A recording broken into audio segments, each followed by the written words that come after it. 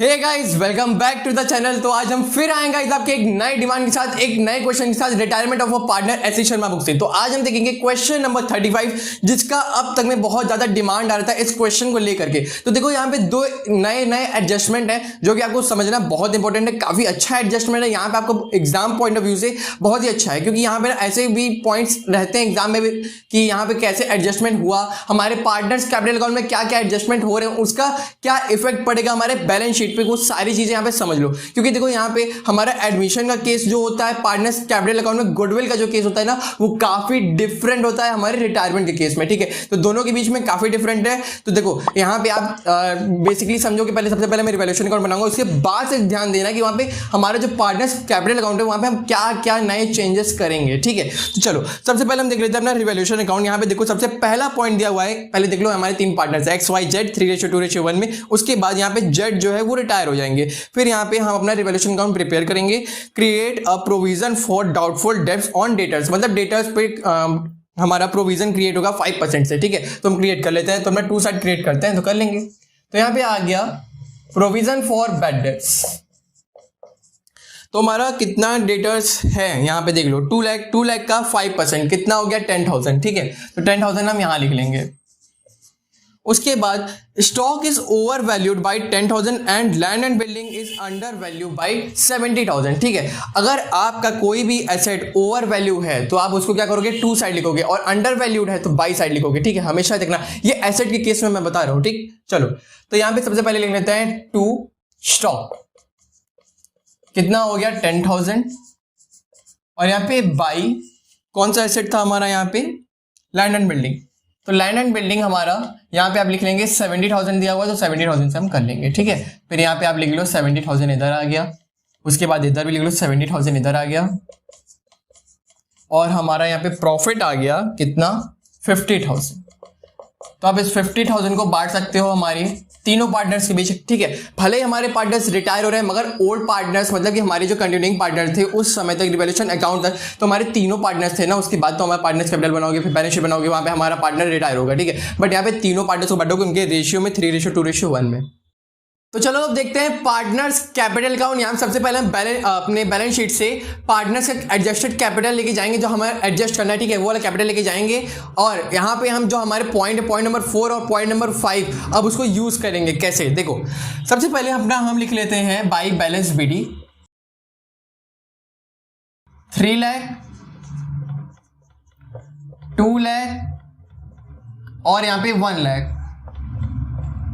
ठीक है, अब देखो यहाँ पे हमारे एडमिशन के केस में क्या होता था, हमारे एक पार्टनर आता था। रिटायरमेंट के केस में क्या होता है, हमारे एक पार्टनर जा रहा है, तो यहाँ पे गुडविल की जो एंट्री होती है ना, उसमें काफी डिफरेंस होता है। ठीक है, तो देखो यहाँ पे हमारी डिफरेंस क्या आएगा ना, 2 एंट्री हम इधर करेंगे, 2 एंट्री इधर करेंगे गुडविल की। ठीक है, मतलब दोनों तरफ बैलेंस कर देंगे, बट कॉलम हमारा अलग अलग होगा। देखो कैसे, यहाँ पे हमारे पास सबसे पहले की फर्म की गुडविल कितनी दी हुई है 1,20,000। हमारे जेड का शेयर कितना हो रहा है 1/6, अब उसका निकाल लो, इंटू कर लो, कितना आएगा 20,000। अब उस 20,000 को आपको 3:2 में बांट लेना है, एक्स और वाई के रेशियो में, क्योंकि हमारे पास यहाँ पे गेनिंग रेशियो दिया नहीं है। बट यहाँ पे जो हमारा ओल्ड रेशियो है ना कंटिन्यूइंग पार्टनर का, उन्हीं को हम गेनिंग रेशियो समझ के उन्हीं के रेशियो में बांट लेंगे। ठीक है, तो चलो यहाँ पे सबसे पहले हम क्या करेंगे, बाई एक्स कैपिटल लिख देंगे, फिर बाई वाई का कैपिटल, और यहां पे अब करेंगे क्या, जेड के कॉलम में गुडविल का पैसा लिखेंगे। 20,000 को अब हम 3:2 में बांटेंगे, मतलब कि 12,000 एंड 8,000।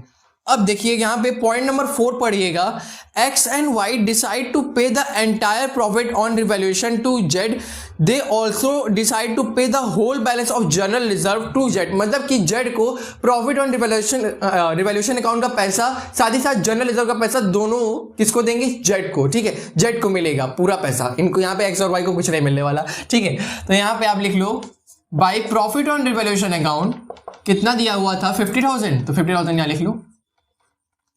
उसके बाद यहां पे by general reserve, general reserve हमारा 1 लाख का था, उसको भी लिख लो 1 लाख। ठीक है, उसके बाद और कुछ तो मुझे यहां पे दिख नहीं रहा है, यहां पे हमारे यहां पे काम खत्म होता है। ठीक, उसके बाद इधर आ जाओ टू जेड्स कैपिटल अकाउंट।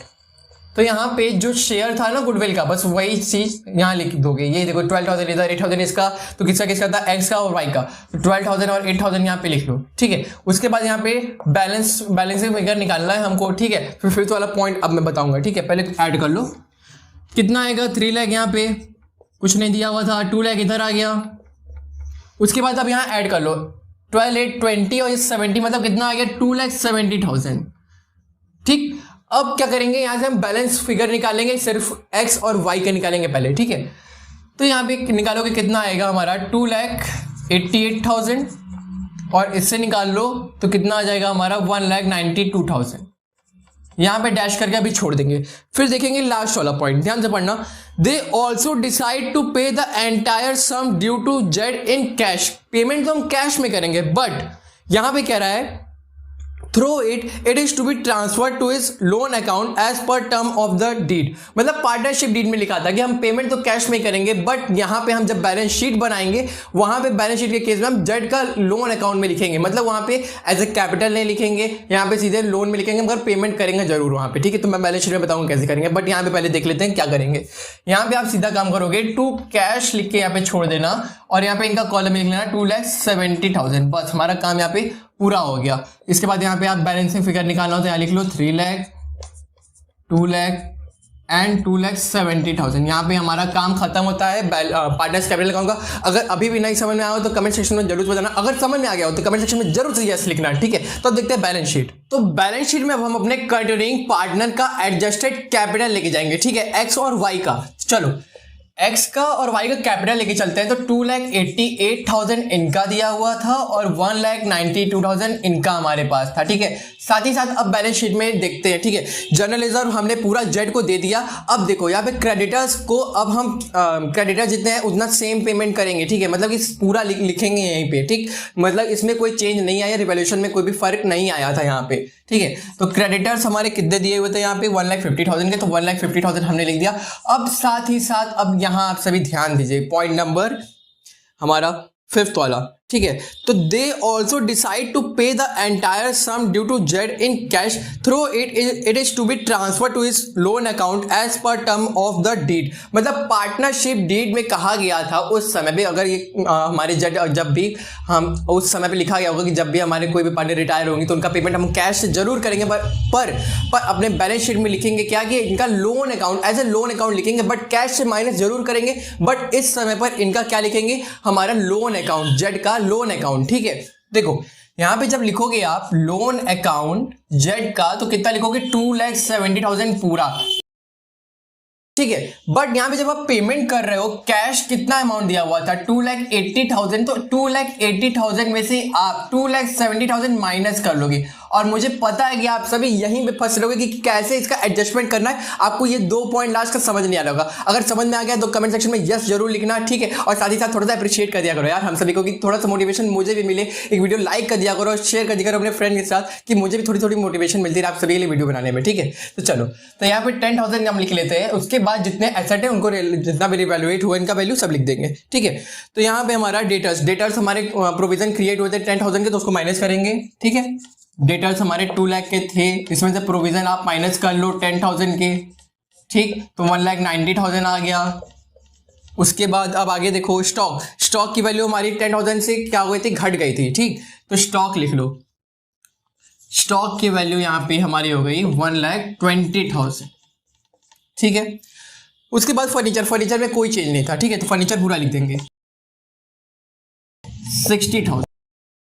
उसके बाद हमारा एक और चीज दिया हुआ है लैंड एंड बिल्डिंग की वैल्यू भी हमारा बढ़ जाएगा, ठीक है। लैंड एंड बिल्डिंग हमारा 70,000 से बढ़ेगा। तो यहाँ पे कितनी वैल्यू जाएगी, 1,80,000 है पहले से ही, तो 2,50,000 हो गया यहाँ पे, ठीक है। तो सारी चीजें हमने कवर कर ली हैं लगभग, जितना भी हमारे बैलेंस शीट में जो भी चीज लेके जाना था सब लेके। अब यहाँ पे ऐड कर लेना, हमारा आ जाएगा 6,30,000, तो वो लिख लेना। तो यहाँ पे हमारा लिख लेंगे 6,30,000, ठीक है। तो इधर भी 6,30,000। तो यहाँ पे हमारा बैलेंस शीट कवर होता है। अगर आपको अभी भी कहीं भी डाउट फील होता है जरूर से पूछना मुझसे।